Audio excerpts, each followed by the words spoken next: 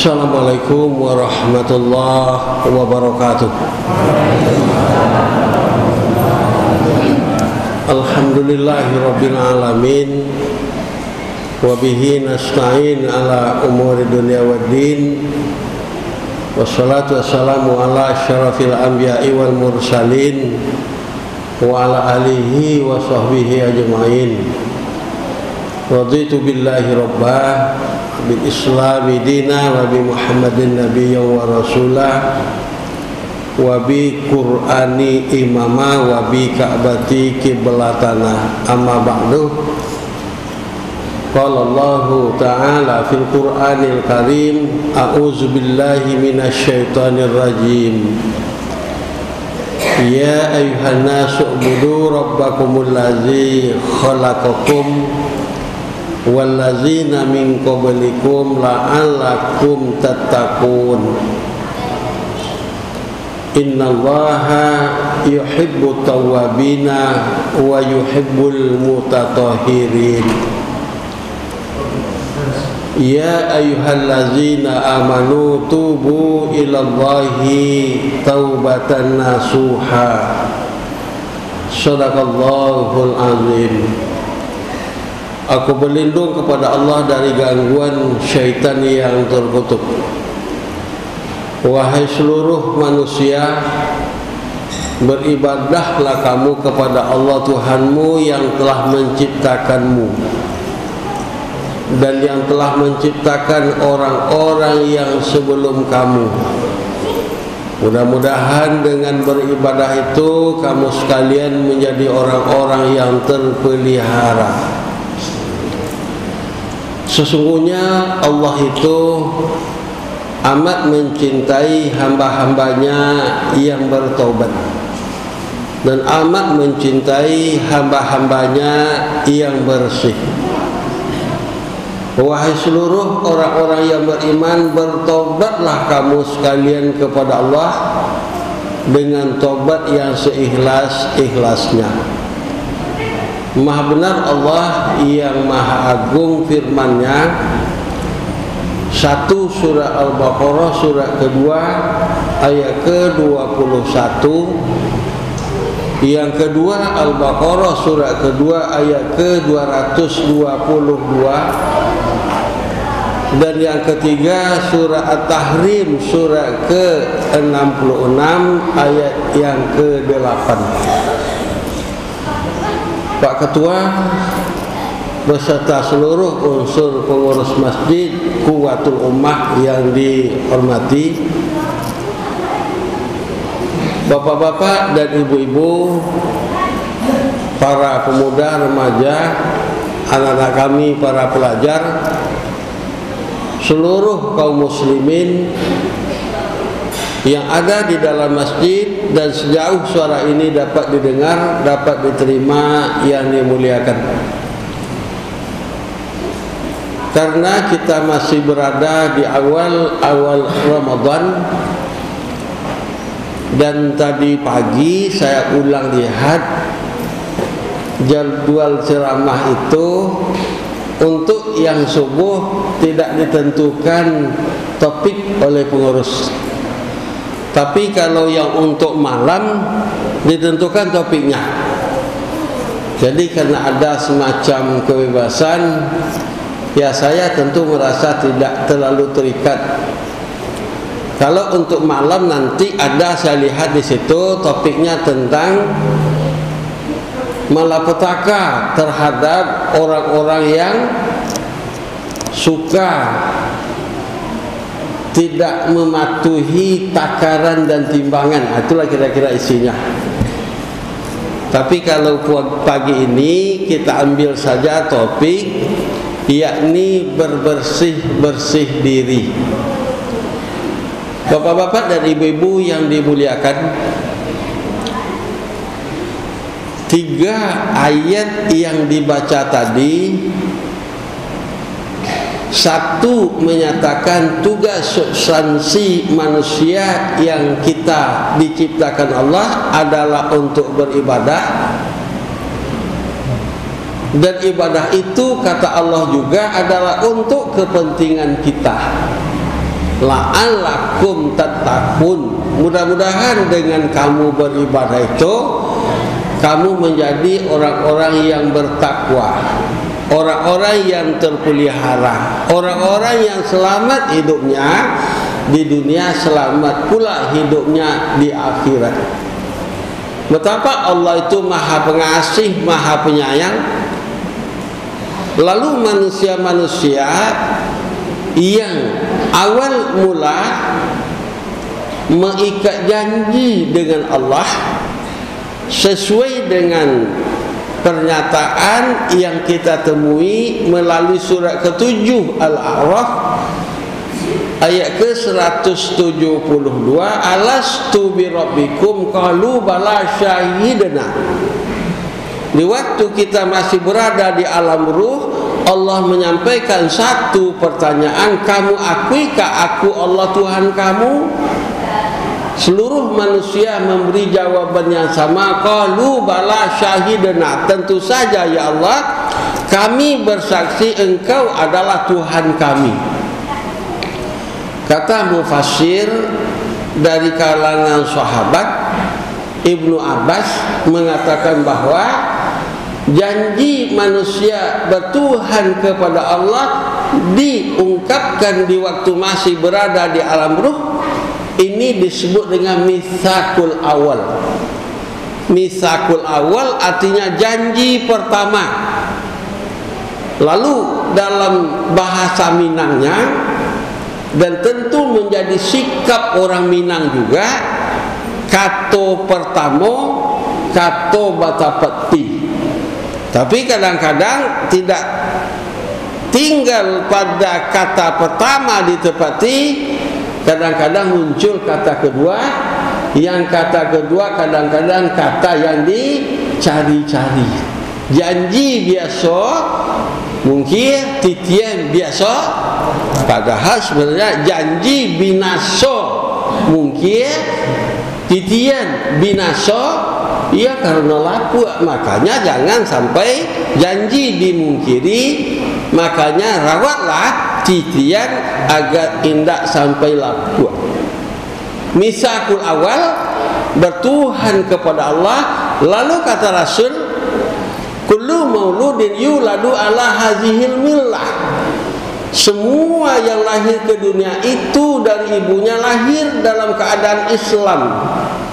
Fa abawahu yuhawidanihi au yunasiranihi au yumajjisani.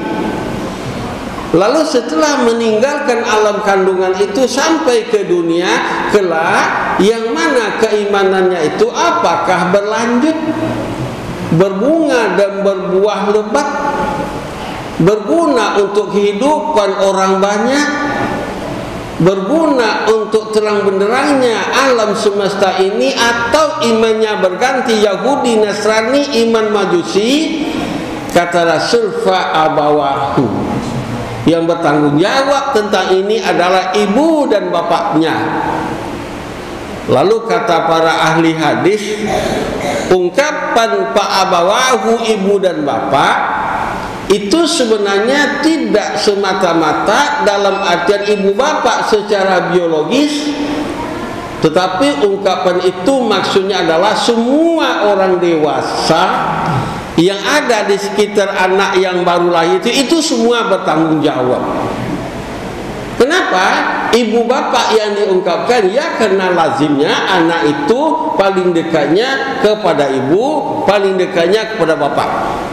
Tapi jangkauannya adalah semua orang dewasa yang ada di situ harus bertanggung jawab untuk memelihara, membina, membangun keyakinan dari anak yang baru lahir itu. Dan ini rasanya rasional.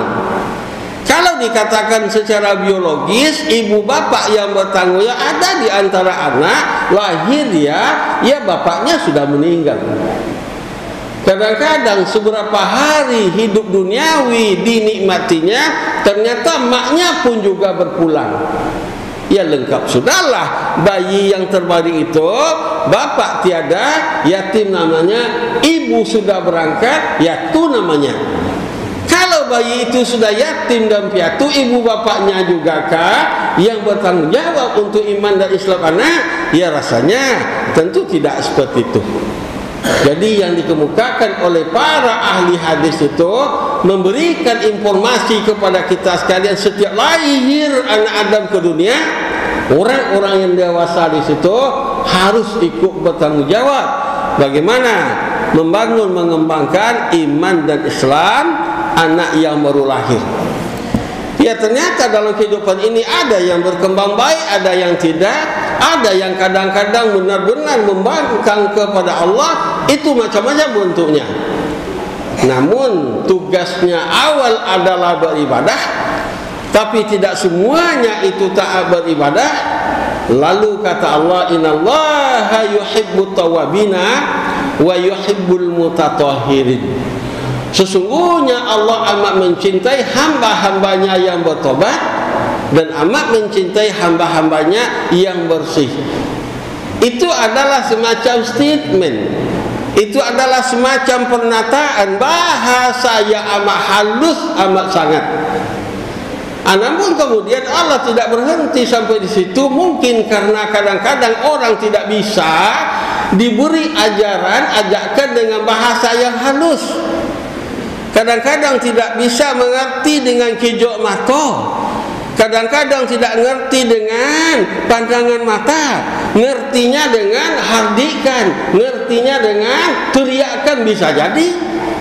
Lalu oleh Allah, setelah Allah mengatakan Allah mencintai orang yang bertobat, mencintai orang-orang yang bersih, kadang memang diikuti orang, tapi mungkin kadang-kadang tidak. Lalu melalui surah At-Tahrim, surah 66 ayat ke-8, tegas Allah menyebut, ya ayyuhallazina amanu tubu ilallahi taubatan nasuha. Wahai seluruh orang-orang yang beriman, bertobatlah kamu kepada Allah tobat yang seikhlas-ikhlasnya. Kalau lah bajalai-jalai model itu tak je mengerti. Ada yang lilo dah itu. Kalau pernyataan Allah pertama tidak perintah, hanya menyatakan Allah cinta terhadap yang bertobat, Allah cinta terhadap yang bersih. Tentu ada yang mau untuk bersih, mau untuk bertobat, tapi melalui At-Tahrim ayat 8 itu tegas, tubu ilallahi taubatan nasuha. Kenapa Allah bertegas-tegas? Barangkali lain tidak adalah karena keberagaman perilaku, pendirian, kesadaran anak-anak bangsa. Lalu kata Nabi Allah Muhammad sallallahu alaihi wasallam, kullu bani adam khata'un wa khairul khata'ina tawwabun. Semua anak Adam itu bersalah. Sebaik-baik dan yang terhormat-hormatnya yang bersalah, yakni yang mau bertobat itu. Lalu kesalahan orang ada 4 kategorisasi, dan kita masuk pada salah satu kategori ini. Tapi di mana, apa 1, 2, 3 atau 4, semua kita bisa mengukur diri. Sebab kata orang-orang filsafat, orang punya rumah adalah orang yang paling tahu tentang apa yang ada di dalam rumahnya. Ya, kita walaupun ada di sini sekarang, dipejamkan mata sekalipun, ngerti kita apa yang ada di rumah kita. Kamarnya ada sekian, lemarinya ada sekian, apa yang dalam lemari, ada kotak, dalam kotak ada lagi kotak, semua kita tahu itu. Kalau orang lain ditanya, ya tidak tahu. Maka dengan demikian, tubu ilallahi taubatan nasuha, Allah suruh kita bertobat. Rasul menyatakan seluruh anak Adam itu bersalah. Kategorisasi kesalahan itu ada 4. 1, kesalahannya besar-besar, dan kesalahannya itu banyak-banyak. Sudahlah bantuannya kadang-kadang, lalu jumlahnya pun besar-besar pula. Kalau kerambir rancak kok, buahnya kadang-kadang labik pula, wujud. Tapi kalau dosa besar-besar, banyak pula jumlahnya, ini kategori yang paling buruk. Kategori yang kedua, kesalahannya besar-besar, tapi ada jarang. Nya cik-cik rasanya tapi ada cik-cik gadang. Kategori kedua. Kategori ketiga, kesalahannya kecil-kecil tapi jumlahnya lebih. Sekarang biar kau buahnya ya ketik-ketik dia tapi lain lebih tiba di karabia. Kategori yang keempat, kesalahannya kecil-kecil dan jumlahnya sedikit pula. Ni karang dia buahnya lah ketik-ketik, batangnya tinggi pula, lalu buahnya jarang pula. Kalau tiba di karang dia, ai buat tirang. Tapi kalau dosa, lai saketik, lai jarang pula, aku masih berada pada posisi kita sebutlah posisi yang terbaiknya. Lalu kata Allah, dosanya banyakkah, besar-besarkah, dosanya sedikit,kah, kecil-kecil, seluruhnya itu tubu ilallahi taubatan nasuha. Imam Al-Ghazali memberikan ungkapan yang amat sangat halus dan menarik bahasanya. Kata Imam Al-Ghazali ada 5 strategisnya nilai yang ada pada taubat itu. Yang pertama kata Imam Al-Ghazali, taubat itu adalah hari pertamanya seorang pelajar. Orang sekolah kan macam-macam lamunya orang sekolah. Ada yang sekian tahun, ada yang belasan tahun, ada yang puluhan tahun orang sekolah tadi. Dan itu wajar karena Rasul berkata, utlubul ilma minan mahdi ilal lahdi. Berilmu pengetahuanlah kamu sekalian dari buayan kamu sampai ke lahir kamu, sehingga orang ada yang belajar itu berbilang tahun, berpuluh tahun. Tetapi kata Imam Al-Ghazali, taubat itu seolah-olahnya hari pertamanya seorang pelajar yang belajar itu. Artinya apa? Awal kita di dalam hidup ini hendaknya jiwa itu bersih, lalu nanti di atas yang bersih itu akan berkelanjutan. Lalu kata-kata orang-orang tasawuf ini yang dikatakan dengan tahalli tajalli. Hapus semua dosa-dosa, tinggalkan semua dosa-dosa, mohon keampunan terhadap dosa-dosa. Di atas itu semua dilakukan perbuatan-perbuatan yang baik dan terpuji. Yang kedua kata Imam Al-Ghazali, taubat itu bagaikan terminal awalnya manusia untuk menuju Allah. Di terminal awal untuk menuju Allah itu adalah taubat. Jadi kalau orang tidak bertobat, seolah-olah dia mau berangkat tapi tidak hadir ke terminal. Dicemaskan kalau tidak sampai ke sasaran itu. Yang ketiga, kata Al-Ghazali, taubat itu adalah modal utama untuk meraih dan menggait kemenangan. Yang keempat, kata Al-Ghazali, taubat itu adalah kunci istiqomah untuk para pencinta. Taubat kunci utama untuk para pencinta. Apa maksudnya? Seseorang cinta melakukan sholat duha, cinta melakukan sholat witir, cinta membaca Al-Quran. Kecintaannya itu supaya dia tetap istiqomah, maka taubat itu adalah kunci istiqomah untuk para pencinta itu tadi. Lalu yang terakhir kata Al-Ghazali, taubat itu adalah medan perjuangan para muqarrabin untuk menjadi hamba-hamba Allah terpilih dan terkasih. Siapa itu muqarrabin? Muqarrabin dalam artinya umum adalah hamba-hamba Allah yang dekat kepada Allah. Siapa saja barangkali kategorisasi yang disebut dekat kepada Allah, satu orang Islam, muslimin namanya. Yang kedua orang beriman, mukminin sebutannya. Yang ketiga orang-orang yang ihsan, muhsinin katanya. Yang keempat orang-orang yang ikhlas, mukhlisin katanya. Yang kelima, orang-orang yang bertakwa muttaqin. Berapa itu jumlahnya? Tidak terpikirkan dari dulu, sekarang sampai nanti. Muslimin, mukminin, muhsinin, mukhlisin, muttaqin, begitu banyak jumlahnya. Lalu yang semuanya itu disebut muqarrabin, dekat dengan Allah.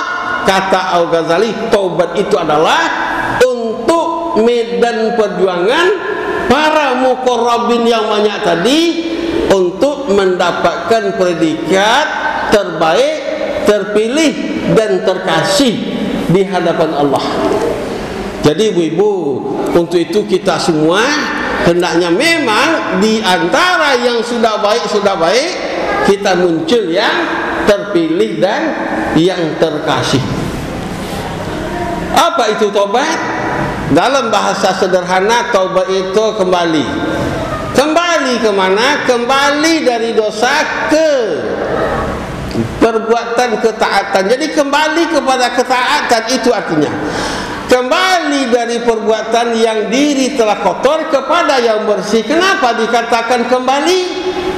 Karena awalnya itu bersih, fitrah. Jadi sekarang sudah bergados, bergelimang dosa, maka tinggalkan dosa, kembalilah kepada yang bersih.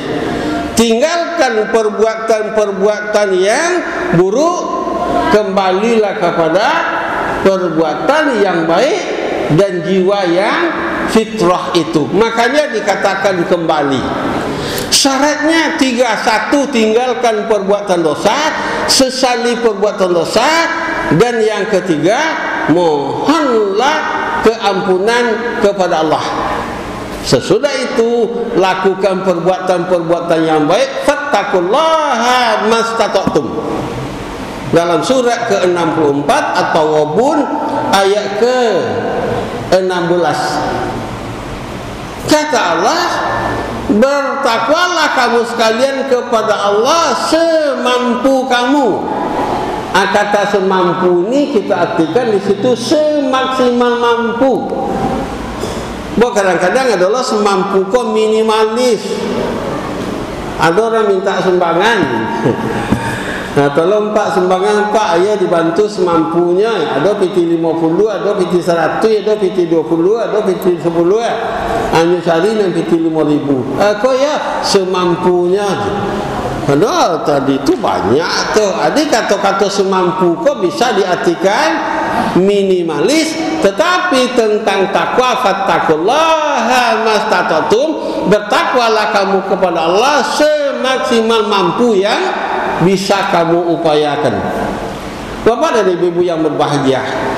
Lalu yang kedua, kata Al-Ghazali, taubat itu disebut dengan firar. Firar itu artinya berlari.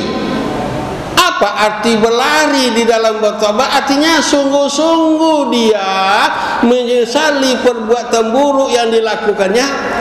Sungguh-sungguh dia mohon ampun kepada Allah atas perbuatan buruk yang dilakukannya. Kalau perlu harus sujadan wa bukiyah, menangis tersungkur, berderai air mata di malam yang sunyi sepi, di tengah-tengah tikar sajadahnya dia harus sujadan wa bukiyah. Jadi yang firar itu menyesali amat sangat. Yang firar itu minta ampun amat sangat. Yang firar itu benar-benar tidak mau lagi dekat-dekat ke situ, menjauh dari perbuatan salah, dan tidak ada sedikit pun rasa bangga dengan dosa yang dilakukan. Kadang-kadang Pak Dojo kawan bangga malah sudah melakukan dosa Pak. Kalian mabuk-mabuk kalian jangan dikeceng ke den lain dulu, kalian salokinya den 2 botol dulu. Menggali ni kalian katon ke den dulu waktu merantau orang dan jual. Saya pernah dengar tu orang gitu Pak. Tinggalin nyo sabu-sabu kawan dewa orang wak jual dulu aja. Seolah-olah ada semacam kebanggaan tersendiri, perilaku jahat yang lampau. Menurut saya ini keliru. Kalau memang bertobat, jijik dia dengan yang buruk itu, benar-benar dia menjauhinya, benar-benar minta ampun dia, firar. Dia lakukan perbuatan-perbuatan yang baik, telah dilakukan yang baik, tidak berhenti pada perbuatan yang baik, dia lakukan lagi perbuatan yang lebih baik. Ya, inilah firar dalam hidupnya, dari yang baik ke yang lebih baik, dari yang lebih baik kepada yang terbaik terus. Yang ketiga, kata Al-Ghazali, taubat itu disebut dengan inabah. Inabah artinya adalah menjadikan taubat itu adalah amal pribadi terus menerus, tidak berpikir lagi melakukan dosa, tidak berpikir lagi tentang kejahatan, tetapi mohon ampun itu amal pribadi, rutin wirid dirinya untuk beristighfar. Sebab sekurang-kurangnya taubat itu kan membaca astagfirullah, mohon ampuni aku ya Allah, astaghfirullahalazim, mohon ampuni aku ya Allah yang maha agung, yang maha besar, ampuni aku ya Allah, astaghfirullah. Astaghfirullah itu kalimat taubat, astaghfirullah itu adalah doa. Dan kata Rasul, ad-du'a'u muhul ibadah, doa kamu itu adalah otaknya ibadah. Jadi tak kalah level yang ketiga taubat itu, dia tidak ada lagi kesalahan-kesalahan, tapi dia terus saja bertobat, bukan karena nyinyir. Ya mereka kok ada orang taubat nyinyir malah lama mulai taubat lagi terang ada Allah mah. Enggak, karena dia ingin bersih. Kalaupun dosanya diampuni oleh Allah, ini dijadikannya kepribadiannya untuk lebih dekat kepada Allah. Kenapa? Karena ingin menjadi yang terpilih dan terkasih di antara yang banyak-banyak yang baik-baik itu. Penutup, enggak lama ngaji tembok. Kecik Pak pengurus apa tadi, Ustaz, kau ngaji tak bagi ayi gini dah kau. Kecik Mbah, bagi ayi tak Pak, tapi tadi sebelum datang kemari lah makan. Itulah beda aja. Kalau biasa wak bilik subuh di siko dia ayi, tapi di rumah kadang-kadang kan tak minum gitu. Jago lalu kok lagi tak aja minum seketik kadang-kadang tak. Turun ayam ke orang wak, atau baru ngaji. Tapi kalau kini tak dia wajar. Malah curiga lo orang baik kau yang ada bagi jadi kau je. Ustaz dan salah atau penitia yang keliru kau je. Jadi kini kita tak pakai adan sebelum merangkit tadi lain. Makan kadang tadi sebelum merangkit. Seketik lain pengajian awak ibu. Taubat amal pribadi. Yang terakhir, bagaimana orang kalau tidak bertobat, dan bagaimana kalau orang bertobat tapi tobatnya tidak diterima. Ini bisa jadi nyolai tobatnya tapi tidak diterima. Lalu memang tidak tobat dah gitu. Ambo ada juga lagi cerita di kawan petang orang ngalo cek lain. Ada orang di situ pada atau ia bantu-bantu takkan mati orang sinan. Dulu ambo apa yang merantau di tempat lain adolonya kawan tu datang pada sini nanti ya. Tu kawan-kawan tu bantu tak mati bagainya. Ini artinya kan keberagaman perilaku mungkin maksudnya. Tapi yang jelas tobat disuruh. Kalau orang tidak bertobat atau kalau orang bertobatnya sudah dilakukan tapi masih belum diterima oleh Allah, kata Rasul, jazaul maksiyah salasun, ada 3 pengaruh perbuatan dosa yang masih belum diampuni Allah terhadap kehidupan manusia. Kembali yang tadi kah, orang punya rumah kalian tahu dalam rumahnya. Yang pertama kata Rasul, tobat yang belum diterima, maksiat yang menjadi stok di dalam kehidupannya. Pengaruh yang pertama, al-wahnu fil ibadah, semangat beribadah turun, semangat beribadah lemah, sibuk ndak mambukan.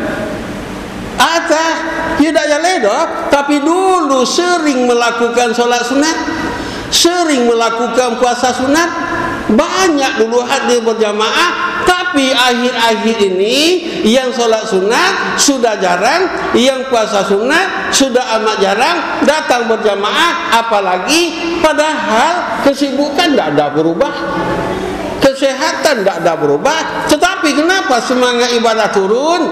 Kita rasakan diri kita masing-masing. Kalau memang rasanya ada penurunan, semangat beribadah menjadi lemah, jangan-jangan stok dosa yang kita lakukan lampau masih belum mendapat keampunan dari Allah. Jalan keluarnya tubu ilallahi taubatan nasuha. Kalaulah tobat, lah berhasil.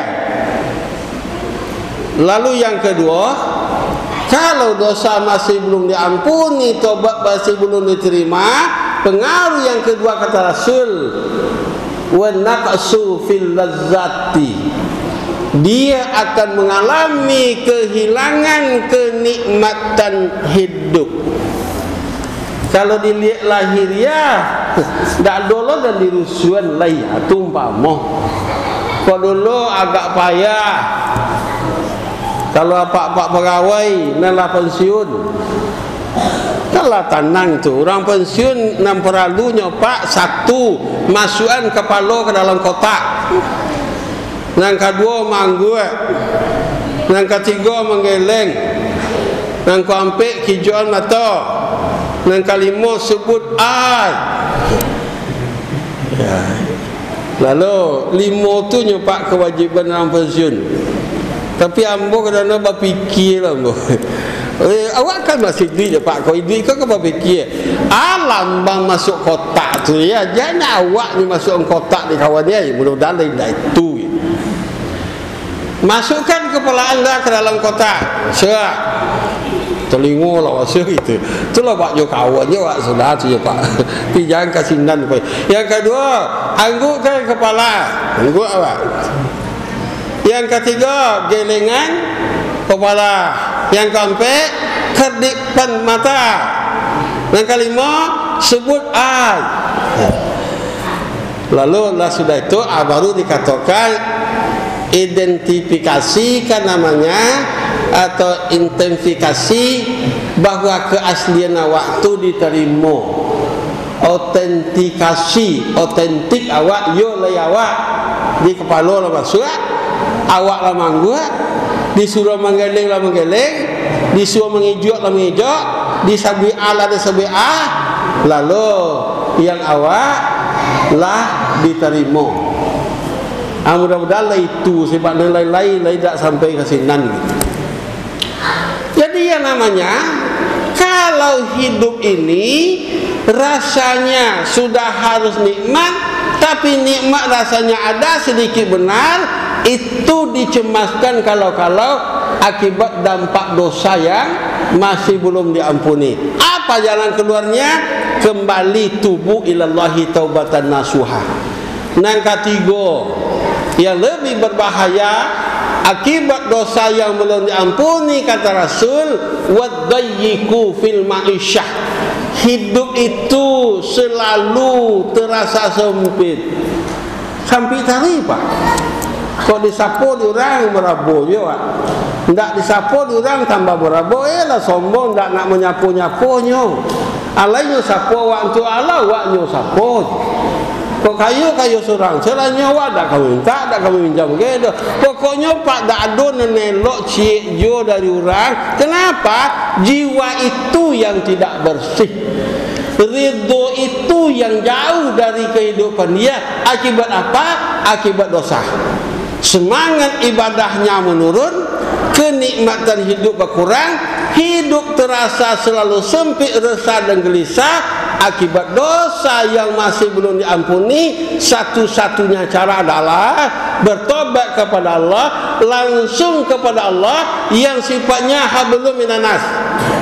Tapi yang sifatnya langsung kepada Allah hablum minallah, yang kepada manusia langsung kepada manusia. Sekian kali kawan dikecil dulu, sekian kali piti kawan disunat dulu. Ada orang nak menyunat-nyunat piti kawannya pak, tak sekolah tempat lain. Padahal dokter mentari bidan menyunat orang sekalinya Pak, kalinya sudah nyusunat lah selesai mau kasih Pak dokter, orang yang punya anak pulang lagi, Pak dokter pulang lagi. Kini kadang-kadang orang menyunat piti orang bau ulang-ulang, sudah nyusunat anaknya sunat tadinya bau pulang. Dokter sudah menyunat orang Pak Dakdo, dan barang yang disunat itu dibawa pulang dah.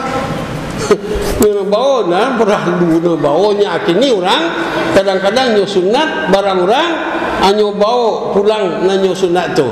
Lalu kalau itu terjadi, jangan-jangan adalah menjadikan dosa, jiwanya semangat ibadah menurun, kenikmatan berkurang, hidup merasa sempit, maka obatnya bertobat kepada Allah. Untuk yang langsung berhadapan Allah, tobat. Untuk yang berkaitan dengan manusia, bayar hutang uang orang yang diambil.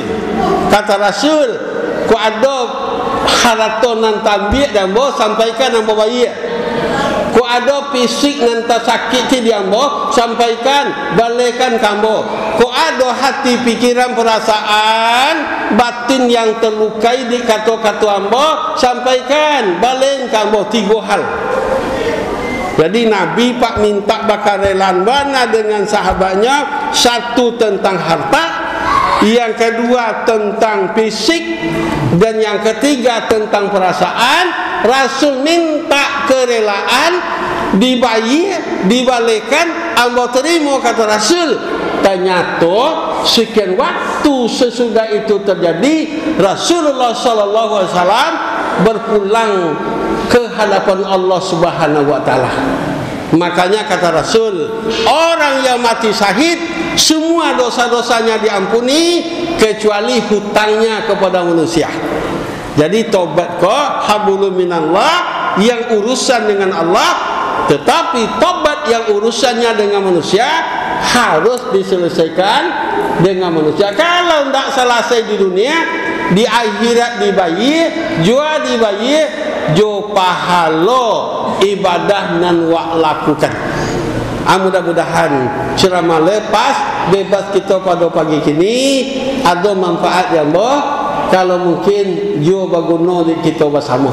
Lebih kurang salah janggal, agi ambo kemaafan. Billahi taufiq wal hidayah. Wassalamualaikum warahmatullahi wabarakatuh.